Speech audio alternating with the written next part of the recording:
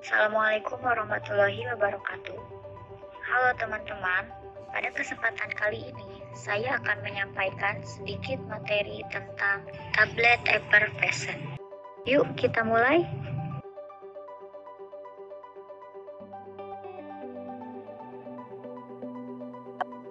Tablet effervescent adalah tablet yang menghasilkan gas ketika dimasukkan ke dalam air. Gas yang keluar tersebut adalah gas karbon dioksida yang dihasilkan dari reaksi antara asam organik dengan garam turunan karbonat. Gas karbon dioksida ini membantu mempercepat hancurnya tablet dan meningkatkan kelarutan zat aktif. Selanjutnya, kandungan tablet effervescent. Kandungan tablet effervescent merupakan campuran asam, yaitu asam sitrat dan asam tartrat, dan natrium bikarbonat, yang jika dilarutkan dalam lingkungan berair akan bereaksi menghasilkan karbon dioksida yang berasal dari penguraian basa bikarbonat akibat penetralan oleh asam. Kemudian, contoh sediaan pada tablet effervescent ada analgesik, antibiotik, antacid, kemudian ada permen, kemudian sediaan untuk keperluan perawatan gigi, kemudian larutan pembersih kontak lens, dan pensteril alat bedah, pembersih toilet, dan lain-lain.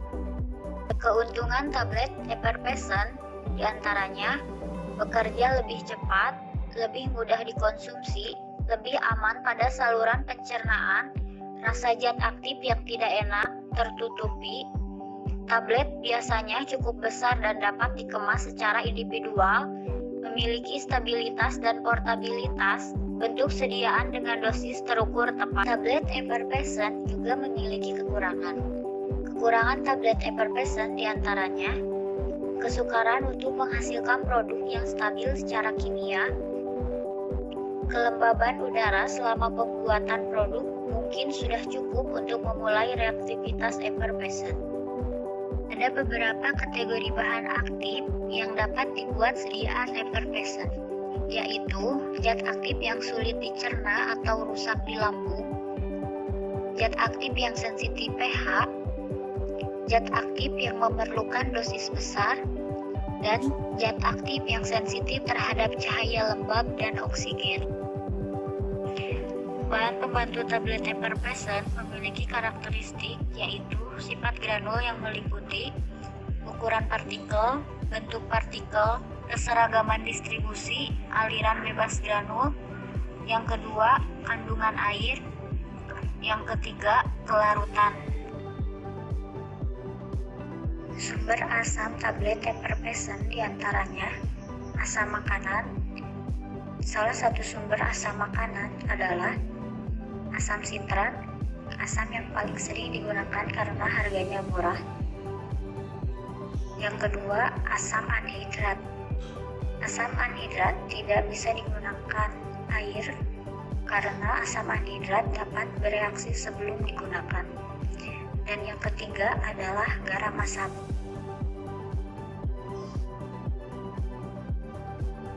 Bahan pembantu selanjutnya adalah karbon dioksida. Sumber basa yang digunakan sebagai basis effervescent adalah natrium bikarbonat, natrium karbonat, kalium bikarbonat, dan kalium karbonat. Bahan tambahan lainnya yaitu pengikat dan zat penggranul, kemudian pengisi, kemudian lubrikan. Lubrikan dibagi menjadi dua, yaitu lubrikan intrinsik dan ekstrinsik. Komponen tambahan lain ada pelapor, pewarna, dan pemanis. Selanjutnya, ke pembuatan tablet effervescent. Pembuatan tablet effervescent memerlukan kondisi dan metode khusus dalam pembuatannya, karena dalam tablet ini terdapat bahan asam dan bahan basa, di mana dengan adanya air, kedua bahan ini akan bereaksi dan menghasilkan karbon dioksida. Oleh karena itu, sebelum tablet digunakan, tidak boleh ada air sedikit pun yang kontak dengan tablet. Selain itu, suhu yang tinggi juga mempercepat kerusakan tablet, sehingga suhu ruangan juga harus rendah. Syarat kelembaban relatif ruangan untuk pembuatan tablet effervescent adalah maksimum 25%, dan suhu ruangan harus kurang dari 25 derajat Celcius. Tablet effervescent dibuat dengan beberapa metode, yaitu dengan cara granulasi kering, granulasi basah, dan dengan metode fluidisasi. Metode fluidisasi dengan metode Wurzler menggunakan suatu alat semprot khusus yang dilengkapi dengan saluran penyemprot bahan pengikat dan saluran udara pemanas.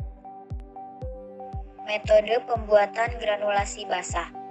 Umumnya, metode ini sama dengan tablet konvensional. Prosesnya yaitu dengan cara pemanasan, granulasi dengan cairan reaktif, dan granulasi dengan cairan non-reaktif. Metode pembuatan dengan granulasi kering. Metode ini dilakukan dengan dua cara. Yang pertama adalah slugging. Slugging dibuat bongkah-bongkah tablet ukuran besar menggunakan mesin tablet. Kemudian tablet dihaluskan menjadi ukuran granul yang dikehendaki. Yang kedua adalah kompaktor. Cara kompaktor menggunakan mesin khusus roll kompaktor yang mengempak serbuk premix menjadi bentuk pita atau lempe di antara dua roll yang berputar berlawanan. Bahan dihaluskan menjadi granul dalam mesin granul. Selanjutnya, formula tablet effervescent. Contoh formulanya, satu tablet effervescent dibuat dengan bobot 1,5 gram. Formula untuk satu buah tablet effervescent adalah vitamin C 500 mg, Pyridoxine 20 mg, PPP 3%, 45 mg, Sucrosa 15%, 225 mg, asam sitrat monohidrat 208 mg, asam tartrat 222,9 mg, natrium bikarbonat 249,5 mg, PEG 8000 30 mg. Kemudian, prosedur pembuatannya yang pertama, zat aktif dan eksipien masing-masing dihaluskan dalam tempat yang terpisah, kemudian dicampur menjadi satu dan homogen, kemudian massa serbuk dislugging, kemudian dihancurkan hingga derajat kehalusan tertentu. Setelah itu diayak dengan pengayak nomor 16, kemudian dilakukan uji aliran granul. Aliran yang diperoleh harus sebesar 10 gram per detik. Kemudian granul ditambah lubrikan, dikempa menjadi tablet dengan bobot 1,5 gram. Selanjutnya, ada evaluasi granul. Evaluasi ini bertujuan untuk memeriksa apakah granul yang terbentuk memenuhi syarat atau tidak untuk dikempa. Yang pertama adalah kandungan air, hanya untuk granul hasil granulasi basah. Yang kedua adalah kecepatan aliran, menggunakan flow tester. Yang ketiga adalah kadar pemampatan. Yang keempat, bobot jenis.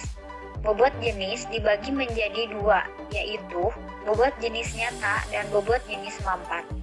Yang kelima adalah indeks kompresibilitas. Dan yang terakhir adalah perbandingan Hausner. Selanjutnya, ada evaluasi tablet. Evaluasi ini bertujuan untuk memeriksa apakah tablet memenuhi persyaratan resmi farmakope atau non-resmi non-farmakope atau tidak.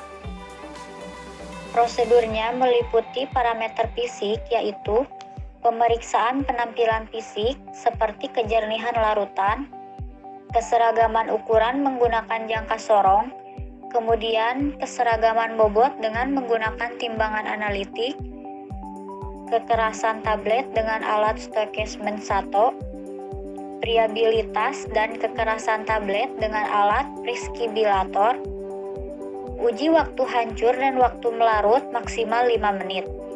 Parameter kimianya adalah pH larutan, kemudian keseragaman kandungan zat aktif, kemudian kadar zat aktif, dan stabilitas, yaitu zat aktif dan sistem effervescent. Sekian penjelasan dari kelompok kami. Terima kasih atas perhatiannya. Mohon maaf apabila ada kekurangan. Wassalamualaikum warahmatullahi wabarakatuh.